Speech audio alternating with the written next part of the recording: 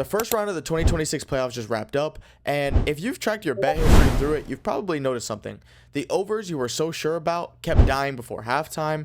Most people respond by doubling down, or chasing the next 40 ball by their star player, or the next triple-double by Jokic, the next tonight's a night performance. But what if I told you that betting on what won't happen is way more profitable than betting on what will? That's right, I'm talking about the unders. In this video, I'm going to break down why betting on the unders in the modern NBA playoffs is one of the most profitable strategies you can run right now. I'll walk you through the data, the psychology, and most importantly, which exact props you should be hammering to stay ahead of Prizepicks. Look, I get it. Nobody wants to bet on the under. It's way more fun to root for a 40 ball or a step back three, an overtime explosion, but betting overs means you're cheering for chaos. But cheering for something doesn't make it profitable. If you've been following my content at all, you'll know that I'm not here to chase the hype, chase the chaos. I'm here to chase the edges that are backed by data. And in the playoffs, the edge that we have betting on the unders is extremely profitable. Let me show you what overs actually look like this postseason. The Cavs 138 to the Heat 83, a 55-point margin, and the starters were out by the third quarter. The Thunder 131 to the Grizzlies 80,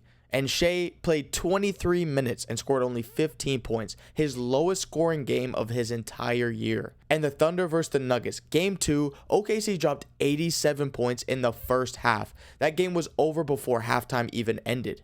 If your parlay needed any of these guys to play full minutes, it was already dead. The game has changed and the bettors haven't. So here's the strategy. Just bet the unders. Every round, every series, every single game. I'm going to show you exactly why with the 2025 data. Over the last few months, I went deep on the 24,000 player point props across 3 different NBA postseasons. And here's what the data said. 55% of those props hit the under. Now, here's why that matters. Sportsbooks aim to set their lines at 50-50. That's the whole business. A coin flip with juice on top. So when you see a 5% lean across nearly 25,000 props, that's not variance. That's a structural inefficiency in the market. 5% over thousands of plays is the difference between losing money long term and actually printing money. That right there is the edge. And it's getting worse. Of the 5 largest playoff scoring efficiency drops in the NBA history, 3 of them have happened in the last 3 seasons. The 2024 to 2025 playoffs, meaning the postseason that just wrapped up last year, was the largest playoff efficiency drop of the 21st century. Negative 4.1 points per 100 possessions league-wide. That is not a fluke, it is the new normal, and here's why it matters for your slips. Prizepicks lines anchor heavily on regular season averages. When playoff efficiency collapses 4+ points per 100 possessions, every points prop becomes mispriced, and the books can't adjust fast enough. You're not betting against the player, you're betting against an outdated number. Now on the surface, this can feel counterintuitive. Star players more minutes in the playoffs, so you'd expect their numbers to go up, right? It doesn't work like that, because the playoff environment drags numbers down in 3 specific ways: pace, efficiency, and blowouts. Now let's go through them one at a time. First, pace. In the 2024 to 2025 regular season, NBA teams averaged 98.5 possessions per game. In the 2025 playoffs, that dropped to 92.6. That's roughly 6 fewer possessions per game. Now, why does the pace slow down in the playoffs? 2 reasons. Stars conserve energy on heavier minutes. They walk the ball up, they're more deliberate. Meanwhile, defenses lock in with championship focus, forcing much longer possessions. 6 possessions might not sound like a lot, but think about it like this. A star using 30% of his team's possessions is now playing in a 92 possession game instead of a 98 possession game. That's 2 fewer touches per game. 2 fewer touches means 1 to 2 fewer shots, 1 to 2 fewer rebound chances, less assist involvement. Now, multiply that across every starter in every playoff game, the math gets brutal very fast. Fewer possessions, shrunk props, unders hit. Second, efficiency. Regular season basketball thrives on flow, ball movement, quick decisions, and in the playoffs, all of that gets worse. Defensive scouting sharpens, matchups get targeted, stars are forced to create alone in isolation, the numbers back it up. Field goal percentages typically drop 2 to 3% on 2s and 3 to 4% on 3s, league-wide. But here's the 2025 number that should stop you. Points per game across the entire league fell from 113.4 in the regular season to 104 in the playoffs.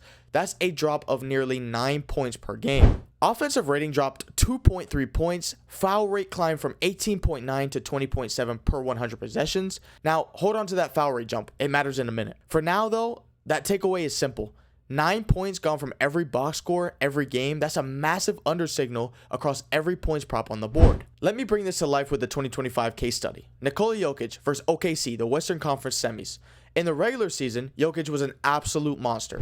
29.6 points, 12.7 rebounds, 10.2 assists. He led the entire NBA in rebounds and assists, the MVP runner-up, a triple-double machine, the best playmaker in basketball, full stop. Then the playoffs hit. Against OKC in the West semis, his line went to 28.4 points, 13.9 rebounds, and 5.9 assists. Now, look at that assist number. 10.2 in the regular season, 5.9 in the playoffs. That's a 42% collapse on his playmaking. Now, OKC's defense neutered the best passers in the league, every assist over on Jokic, and every Denver guard he was setting up. And the team level damage was even worse. Denver finished the regular season as the #1 offense in the entire NBA. Against OKC, their offensive rating dropped 12 points per 100 possessions.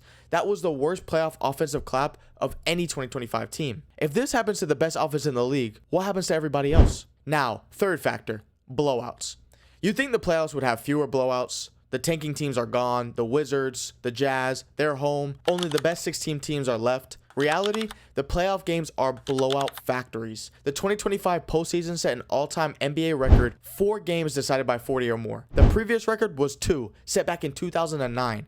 2025 doubled it. The Cavs 138-83 of the Heat, that was a 55-point margin, the largest NBA playoff blowout since 2009, and starters were on the bench by the third quarter. And then there's OKC. In game 2 of the West semis against Denver, OKC put up 87 points in the first half alone. That's an NBA playoff record for a half. The game was decided by halftime, and every Denver player's overprop was already cooked. Now here's why blowouts matter for unders. When a game's decided by 40, the starters sit the entire fourth quarter.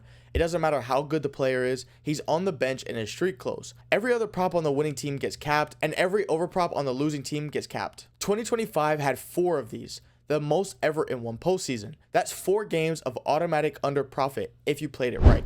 Okay, so now that we've established the big picture, let's talk about what actually matters on Prizepicks. I broke down nearly 7,000 player props from the 2025 playoffs, and what I found confirms everything I've talked about in this video. Across the entire postseason, unders hit at a 54.2% of the time. Now, if you split it by category, points props specifically went under 51.8% of the time. So that point slightly favors on the under, but it's not a massive edge. But the real money was on the non-point props. Look at the breakdown. Rebounds went under 57.5% of the time. Field goals attempted, 57.2%. Rebounds plus assists, 56.4%. Points, rebounds, assists combos, 55.1%. Assists, 54.3%. Now, why does 54% matter at all? Because on Prizepicks, a 6-leg flex play, you need roughly 54% per leg to be long-term profitable. And anything above that line is automatic flex profit. Now, 5 categories above this line, rebounds, field goals attempted, rebounds, assists, PRA, and assists, if you target those, you can literally profit by just blindly putting in these props. Now, there's one exception, one prop type that breaks the pattern, free throws made. That one hit over 55.1% of the time in the 2025 playoffs. Why? Remember that foul rate jump I told you to hold on to? Foul rates climbed from 18.9 to 20.7 per 100 possessions in the playoffs, a 9.5% increase. More fouls means more free throws. Prizepicks doesn't fully price this in. So the rule is simple. Everything else under. Free throws made, the over. Now, here's the layer that takes this strategy from profitable to absolutely lethal. Correlation. Most bettors view player props in isolation. That's a big mistake because the playoff conditions don't hit one player at a time. They hit entire teams at once. When the pace drops, every starter gets fewer touches. When defenses lock in, every shooter sees fewer makes. When a blowout hits, every starter sits the fourth quarter. Now, one slow game cashes 5 unders at once. That's not luck. That's just correlation. Now, a real example from the postseason, the Celtics versus the Knicks in the East Semis Game 1, Boston shot 15 of 60 from 3, 45 missed threes, an NBA playoff record. Tatum and Brown combined to go from 14 of 43 from the field. Every single Celtics starter finished under their points projection. Now, if you just took this Celtics stack and took unders on players' points and unders on their assists, you would have been able to cash multiple players on one single slip, meaning you would have been able to absolutely print from one single game. Now, let me run you through 4 games from last postseason where unders cashed massively. These are your blueprint going forward. The gold mine number 1 was the Thunder game, 131 to the Grizzlies 80. Game 1, the first round. SGA literally played 23 minutes and scored 15 points. That is the lowest scoring game of his entire year, and every Thunder starter hit the under. If you stack Thunder's unders that night, you're slip cleared in the third quarter. Gold mine number 2. The Cavs 138 to the Heat 83, the 55-point game. Now, Mitchell scored 22 in the first 24 minutes of the game and was the leading scorer. And 6 different Cav players were in double figures because the bench got run. Nobody hit the overs in that game. And gold mine number 3, the Wolves over the Lakers. Game 5, Minnesota shot 7 of 47 from 3, and that's 14.9% from deep. They still won, but almost every under for both teams' scoring props cashed. Now, gold mine number 4, the Pistons and the Knicks game of game 4. This one was a curveball. It was very physical, it was very defensive, a low whistle game. Refs allowed everyone to play really hard defense, and that meant lower free throw props than the season average would predict. Now let me wrap this up with 5 takeaways. The new rules of NBA playoff betting. 1. Avoid the overs. Every structural factor in 2025 worked against them: pace, efficiency, and blowouts, so stop fighting the data. 2. Trust the data, not the narrative, ESPN's hype, or the player highlights. He's gonna explode tonight. None of that matters. The numbers do. 3. Stack correlations. One slow game equals 5 different unders from the same exact team. Same game stacks of unders are the highest EV plays on Prizepicks in the modern playoffs. 4. Target the right props. Rebounds, field goals attempted,